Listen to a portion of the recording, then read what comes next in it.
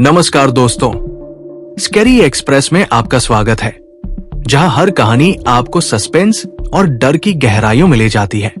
अगर आप रहस्यमयी और डरावनी कहानियों के शौकीन हैं, तो यकीन मानिए आप सही जगह पर आए हैं।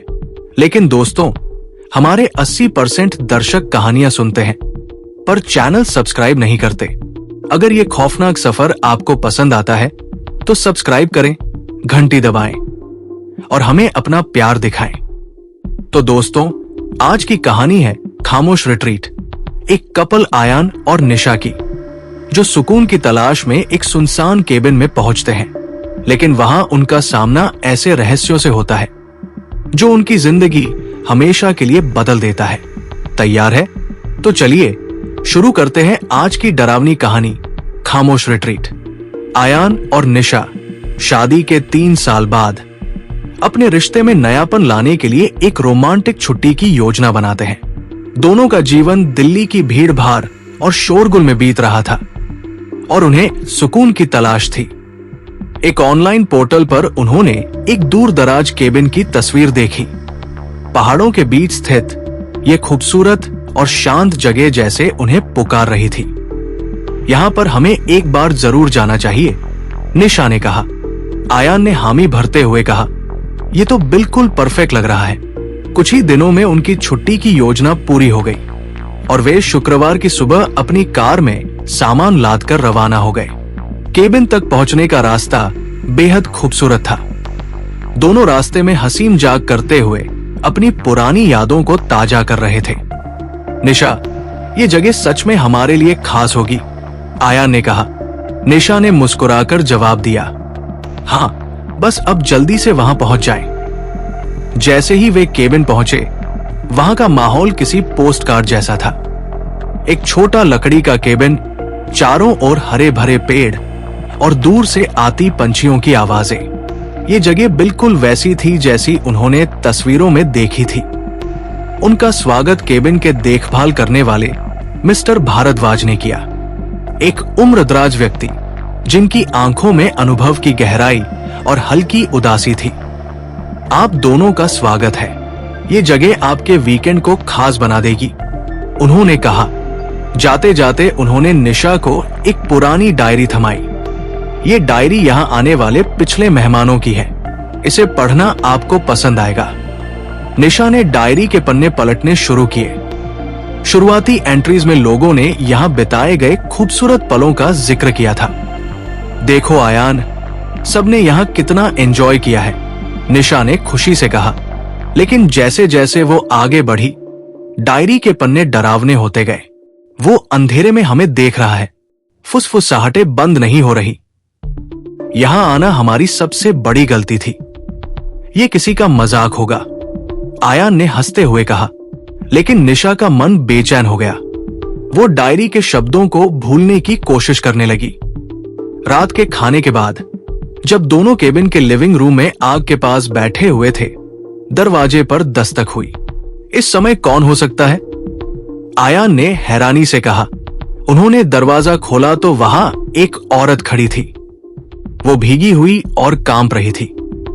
मैं रास्ता भटक गई हूं, क्या मैं यहां रात बिता सकती हूं? उसने धीरे से कहा। उसका नाम काव्या था। उसने बताया कि वो अपने हाइकिंग ग्रुप से अलग हो गई थी। आयान ने उसे रुकने की अनुमति दे दी, लेकिन निशा को काव्या को लेकर कुछ अजीब लगा। उसकी आंखों में एक अलग ही किस्म की बेचैनी थी। खाने के दौरान काव्या बार बार केबिन के कोनों की ओर देख रही थी, जैसे उसे वहां की हर चीज पता हो। उसने अजीब सवाल भी पूछे, क्या आपको रात में कुछ सुनाई दिया? किसी के कदमों की आवाज या फुसफुसाहटें? निशा के अंदर डर का एक अजीब एहसास पैदा हुआ, लेकिन उसने खुद को संभाल लिया। रात के बीच में निशा की नींद खुल गई। उसे लगा जैसे फर्श पर कुछ घिसटने की आवाज आ रही हो। उसने तुरंत आयान को उठाया। क्या हुआ निशा? आयान ने नींद में पूछा।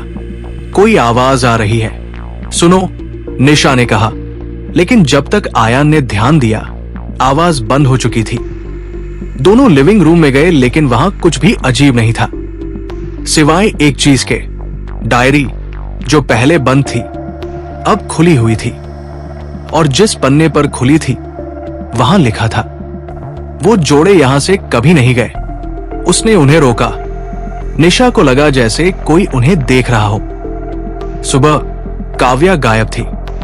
उसका बिस्तर बिल्कुल साफ सुथरा था, जैसे वहां कोई सोया ही न हो। शायद वो सुबह जल्दी चली गई होगी, आयान ने कहा। लेकिन निशा को यह बात हजम नहीं हो रही थी। निशा ने केबिन की तलाशी लेना शुरू किया। वो किसी अनहोनी की आशंका से भर गई थी। तलाशी के दौरान उसे फर्श के नीचे एक छुपा हुआ कंपार्टमेंट मिला। उसने आयान को बुलाया। ये देखो आयान। कंपार्टमेंट में एक पुरानी तस्वीर थी। उसमें एक जोड़ा मुस्कुरा रहा था। ये हम जैसे लग रहे हैं, निशा ने घबराते हुए कहा। तस्वीर के पीछे लिखा था, सच ढूंढो वरना वही अंजाम होगा। आयान और निशा दोनों डर गए। निशा ने फिर से डायरी पढ़नी शुरू की। हर पन्ना अब और भी डरावना हो गया था। दोनों ने फैसला किया कि वे तुरंत केबिन से निकल जाएंगे। लेकिन जैसे ही वे बाहर निकले, उनकी कार स्टार्ट नहीं हुई। ये कैसे हो सकता है? हमने आते वक्त कोई परेशानी नहीं देखी थी, आयान ने कहा। फोन में भी सिग्नल नहीं था। उन्हें मजबूरन एक और रात वही बितानी पड़ी। रात के अंधेरे में फुसफुसाहटें और तेज हो गई, जैसे कोई उनके बहुत करीब आकर कुछ कह रहा हो। वे अटारी तक पहुंचे। वहां एक पुराना ट्रंक था। ट्रंक के अंदर खून से सने कपड़े और एक डायरी मिली। डायरी में लिखा था कि राजत नाम के आदमी ने, जो पहले केबिन का मालिक था, अपनी पत्नी और उसके प्रेमी की हत्या कर दी थी। क्या उनकी आत्माएं अभी भी यही हैं? निशा ने कांपते हुए पूछा। निशा को अचानक काव्या की बातें याद आई। क्या वह आत्माओं का हिस्सा हो सकती है? आयान ने जवाब दिया। क्या होगा अगर वो हिस्सा नहीं है? अगर हम हैं? दोनों ने डरावनी सच्चाई महसूस की। तस्वीर में दिख रहा जोड़ा उनके कपड़ों जैसा नहीं था। वो तस्वीर उन्हीं की थी। निशा ने अटारी की खिड़की में अपना प्रतिबिंब देखा। उनके बीच काव्या खड़ी थी। उसके चेहरे पर एक भयावह मुस्कान थी। तुम्हें याद आने लगा है, काव्या ने फुसफुसाते हुए कहा। सारा सच सामने आ गया। आयान और निशा पहले ही मारे जा चुके थे। काव्या, जो खुद को हाइकिंग ग्रुप से अलग हुआ बताती थी, एक पागल हत्यारिन थी। वो जोड़ों को केबिन में फंसाकर उनकी हत्या कर देती थी। हर नया जोड़ा पुराने का स्थान लेता था। अब आयान और निशा उस चक्र का हिस्सा बन चुके थे। आधी रात को काव्या गायब हो गई। आयान और निशा भागने की कोशिश करते रहे, लेकिन जंगल उन्हें हमेशा केबिन तक वापस ले आता। डायरी में नया संदेश था, स्वागत है, अब तुम भी कहानी का हिस्सा हो। कुछ महीनों बाद एक नया जोड़ा केबिन में आया। क्या यह जगह सच में वैसी है जैसी तस्वीरों में लग रही थी? लड़की ने पूछा। काव्या ने मुस्कुराते हुए उनका स्वागत किया और एक पुरानी डायरी थमाई। ये यहाँ के पिछले मेहमानों की है, इसे पढ़ना आपको पसंद आएगा, उसने शातिर लहजे में कहा। और चक्र फिर से शुरू हो गया।